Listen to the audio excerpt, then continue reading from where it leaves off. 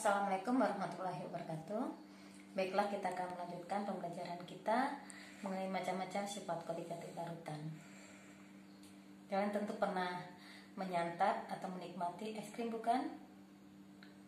Tahukah kalian bagaimana proses pembuatannya? Apakah menggunakan alat pendingin? Lalu bagaimana larutan tersebut bisa membeku? Nah, cara pembuatan es krim ataupun es puter yang di lingkungan kita yaitu menggunakan prinsip ataupun mengaplikasikan penerapan sifat koligatif larutan, yaitu penurunan titik beku. Jadi hari ini kita belajar penurunan titik beku.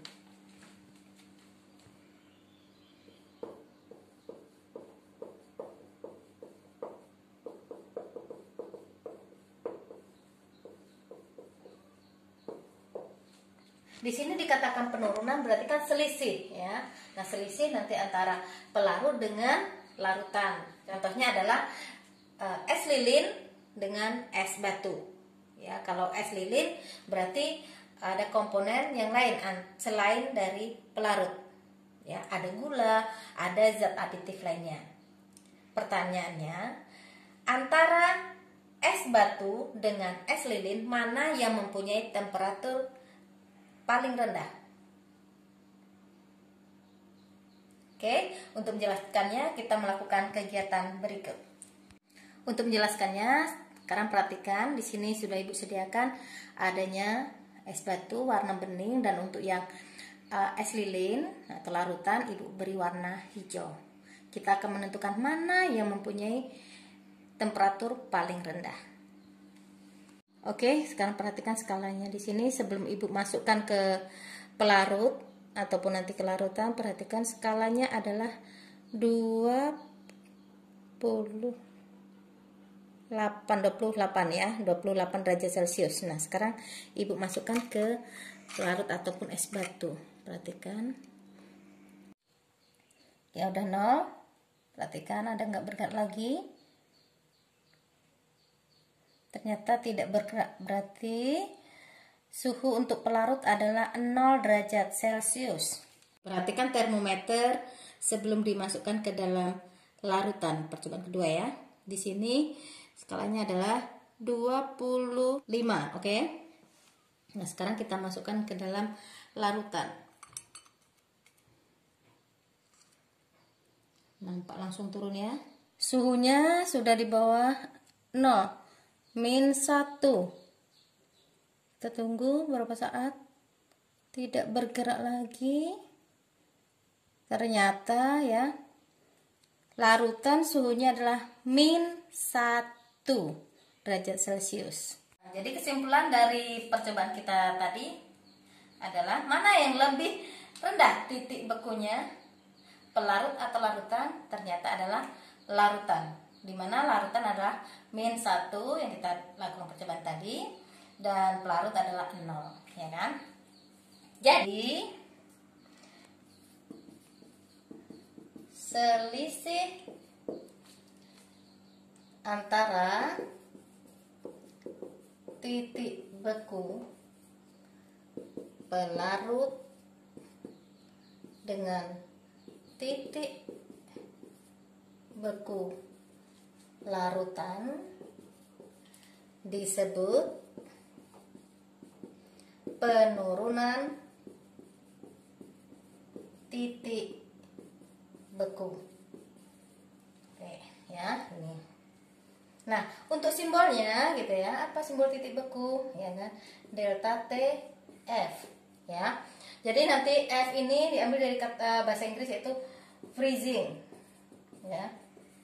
Beku. Ya, tapi kalau ada nanti buku penerbit lain menggunakan bahasa Indonesia, beku berarti nanti di sini boleh aja juga atau gitu ya, delta T B, B-nya adalah beku, gitu ya. Kalau yang bahasa Indonesia titik didih kemarin, ya kan, berarti delta TD. Kalau menggunakan bahasa Inggris, didih apa? Boiling, berarti B, kayak gitu ya. Dah, sehingga bisa dirumuskan ya, delta TF sama dengan titik beku pelarut dikurangi titik beku larutan. Ini rumus pertama kita dapatkan. Kalau menggunakan pelarut air, maka titik bekunya berapa? 0 derajat Celcius, ya kan? Dikurangi nanti titik beku larutan kita, ya kan, kita dapatkan itu ya. Dah. Selanjutnya, bagaimana hubungan penurunan titik beku dengan konsentrasi? Penurunan titik beku yang disebabkan oleh 1 mol zat larut dalam 1000 gram pelarut dinamakan penurunan titik beku molar, disingkat dengan atau dilambangkan dengan Kf. Jadi, nah gitu ya, dengan dilambangkan adalah Kf. Jadi rumusnya bagaimana? Delta TF sama dengan Kf kali M. Ya. Nah, di sini udah ketetapan ya. Ketetapan untuk titik beku air adalah 1,86 derajat Celcius per molar. Di mana dapatnya? Ya ini satuannya kan derajat Celcius, ya ini molar. Itu udah berarti Kf sama dengan derajat Celcius dibagi molar. Oke, ya kan? Ini masih molarnya masih tetap ya, berarti massa zat larut dibagi mR kali 1000 per massa pelarut. Berarti ini rumus kedua kita. Contoh soal. Nah, untuk memahami tentang titik beku atau penurunan titik beku, kita ambil contoh. Tentukan titik beku larutan urea jika tekanan uap larutan urea pada suhu 25 derajat Celcius sebesar 22,56 mm Hg. Diketahui mR urea sama dengan 60. Tetapan penurunan titik beku air 1,86 derajat Celcius per molar. Tekanan uap pelarut murni pada suhu 25 derajat Celcius sama dengan 23,75 mm Hg. Nah, perhatikan untuk menyelesaikan ya, gitu ya. Yang kadang bingung masa ya menentukan mana P, delta P atau P0 gitu ya. Jadi trik ya Ibu gitu kan. Kalau tekanan lambangnya sudah P gitu ya. Tapi P apa? Tinggal kalian lihat. Kalau ada kata-kata nanti ada penurunan tekanan uap berarti delta P gitu ya. Kalau selanjutnya kalau ada kata-kata tekanan uap larutan, kata kuncinya larutan, berarti itu P. Tekanan uap pelarut murni atau air, berarti kalau ada kata pelarut murni atau air, berarti itu P0. Mudah-mudahan bisa ngerti ya. Udah. Sekarang kita perhatikan contoh soal kita. Jika tekanan uap larutan, di sini sudah ada kata-kata larutan. Maka sudah jelas diketahui apa diketahui? Diketahui berarti P sama dengan 22,56. Oke. Ya, apalagi diketahui lagi? mR urea ya. mR urea 60. Kf air 1,86. Oke. P0 23,75 mmHg. Yang ditanya apa? Ditanya titik beku larutan. Maka ditanya berapa titik beku larutan. Nah, penyelesaiannya jawab ya. Apakah bisa langsung menggunakan rumus titik beku larutan atau delta TF? Tidak bisa ya. Jadi yang harus kita cari di situ dari yang diketahui ada P, ada P0, maka kita akan mencari rumus kita yang awal kita belajar, di mana P sama dengan P0 dikali XP, ya kan? Maka kalau ditanya XP apa? Kita ke sebelah sini ya. XP sama dengan P dibagi P0. Harganya berapa tadi? 22,56 dibagi 23,75. Dapat 0,95. Nah, harga dari fraksi mol pelarut adalah 0,95. Dah. Berapa harga ST-nya gitu ya. Nah, kalian masih ingat di awal juga kita kembali lagi ke belakang di mana fraksi mol pelarut ditambah fraksi mol terlarut sama dengan 1. Oke. Jadi di sini 0,95 ya kan ditambah XT sama dengan 1. Jadi XT berapa? Gitu ya. Oke deh. Maka XT sama dengan 1 kurang 0,95 dapat 0,05. Jadi di sini dari awal udah diketahui ya bahwa XP ditambah XT sama dengan 1, nggak ada 2. Ya, oke, bisa ya. Jadi dapatlah XT sama dengan 0,5. Nah, bagaimana hubungannya dengan titik beku larutan? Ya. Gimana? Artinya gitu kan? Mol ya. Mol air itu sama dengan ini ya. Fraksi mol pelarut sama dengan mol air ya kan? 0,95. Dan fraksi mol terlarut itu 0,05 berarti mol zat terlarutnya. Ya kan? Nah, sekarang perhatikan.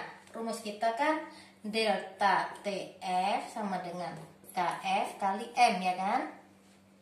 Nah, ini udah ada. Kalau dijabarkan berarti KF kali massa zat terlarut dibagi MR dikali 1000 per P. P-nya di sini adalah massa pelarut ya. Oke. Nah, di sini kita belum punya massa pelarut. Bagaimana? Nah, jadi yang ini tadi perhatikan, nih, ini kan masih mol ya. Maka harus kalian rubah jadi massa pelarut. Gimana caranya? Ya udah, kalian selipkan di sini. Mana lihat tempatnya? Oke, di sini aja ya. Massa sama dengan mol dikali MR ya. Nah, oke, molnya ada 0,95. MR air berapa? 18. Dikalikan berapa dapat?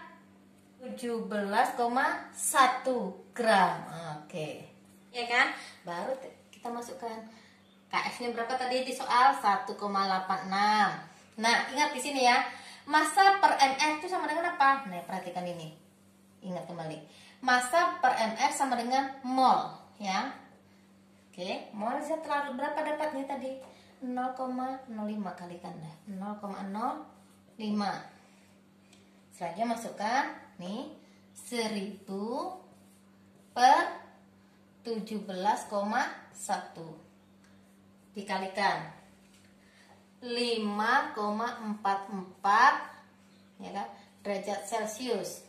Ini baru penurunan titik beku, ya kan? Yang ditanya apa tadi? Titik beku larutan. Bagaimana? Gunakan rumus berikutnya.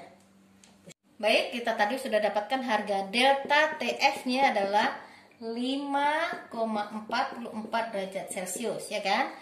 Yang ditanya adalah titik beku larutan. Kita ingat kembali rumus yang kedua, delta TF sama dengan titik beku pelarut dikurang titik beku larutan. Nah, ya. Nah, yang ditanya adalah ini kan. Oke, masukkan berarti ini tadi dapat 5,44. Titik beku pelarut berapa? Nah, karena pelarut kita adalah air, maka dia membeku pada suhu 0 derajat Celcius, ya kan? Ini harus lupa. Dikurang titik beku larutan. Maka titik beku larutan sama dengan 0 dikurang 5,44. Sama dengan berapa? Min 5,44 derajat Celcius. Baiklah. Yang keempat adalah tekanan osmosis.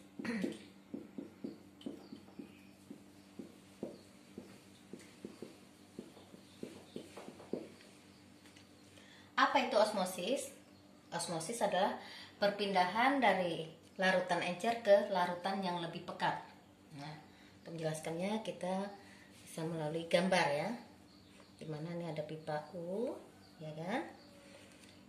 Yang diberi pembatas yaitu lapisan semi permeable. Ya. Semi permeable. Oke. Apa itu lapisan semi permeable? Yaitu lapisan yang hanya mampu dilalui oleh pelarut. Ya, sementara zat larut tidak. Nah, cara kerjanya ya untuk menjelaskannya di sini ya kita isi ya dengan larutan ya. Ini larutan encer, yang sebelah sini ya, larutan pekat. Artinya larutan pekat yaitu larutan yang zat larutnya lebih banyak ya dibanding dengan larutan encer gitu ya. Nah, di mana di kedua sisi ini kita isi ya larutan encer dengan larutan pekat dengan tinggi yang sama, ya kan? Nah, selanjutnya selang beberapa waktu nanti partikel pelarut dari larutan encer akan melalui lapisan semi permeable ya, sehingga volume yang di larutan encer bagaimana setelah pelarutnya berpindah ke larutan yang pekat, otomatis dia turun, ya kan? Dan bagaimana dengan volume yang larutan pekat setelah partikel pelarut dari yang encer ke pekat, otomatis naik, ya kan? Nah, itulah yang disebut dengan osmosis, perpindahan partikel dari larutan encer ke larutan pekat. Nah, bagaimana untuk menghentikan proses osmosis tersebut? Yaitu diberinya tekanan.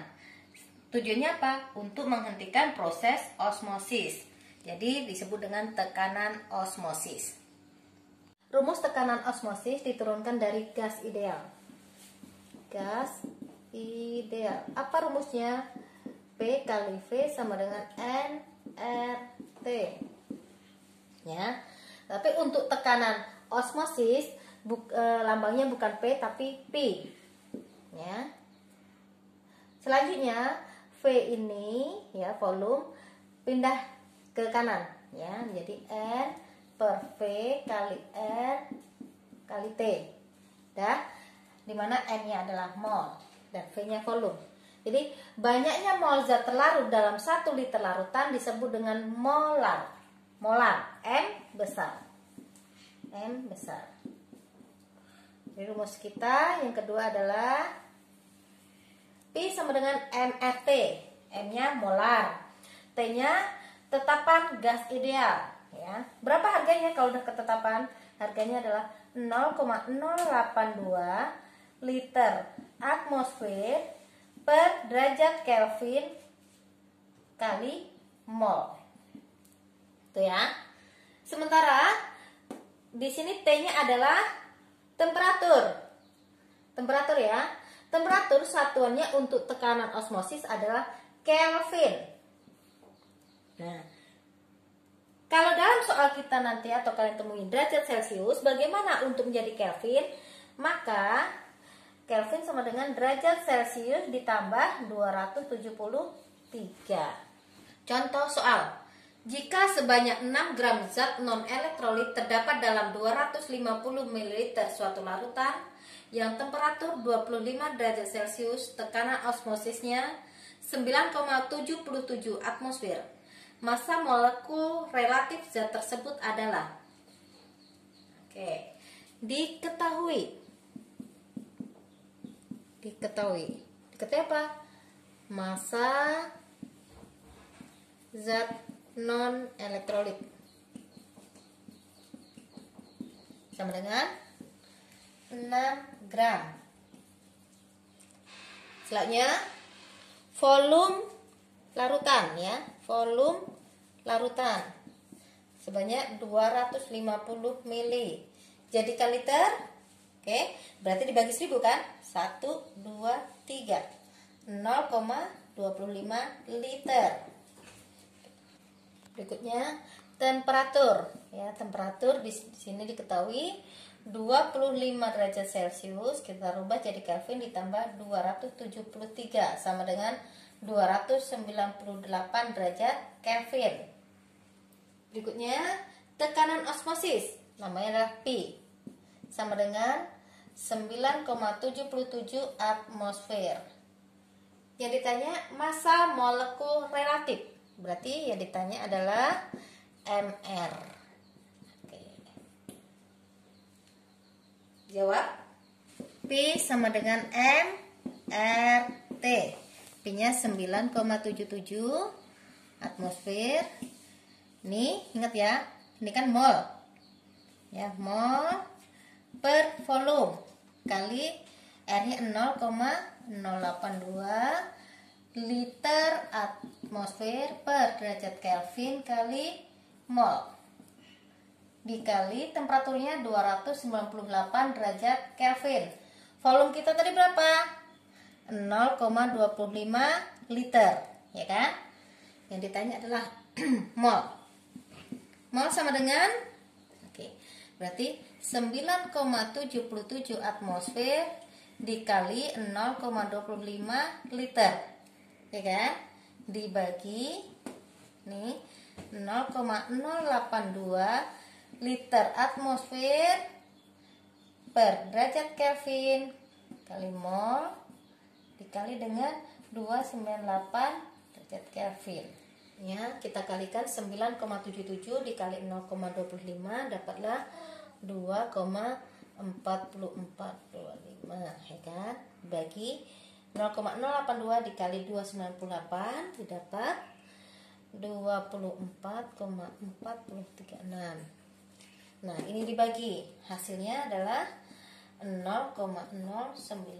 Oke, ini mol, ya. Nah, ini baru dapat mol. Yang ditanya adalah MR. Bagaimana?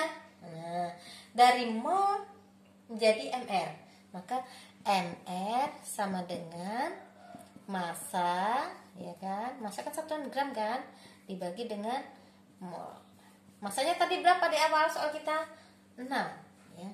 6 gram bagi 0,0999 mol. Tadi bagi dapatlah 60 ml. Satunya boleh gram per mol. Jadi massa molekul relatif zat non elektrolit adalah 60.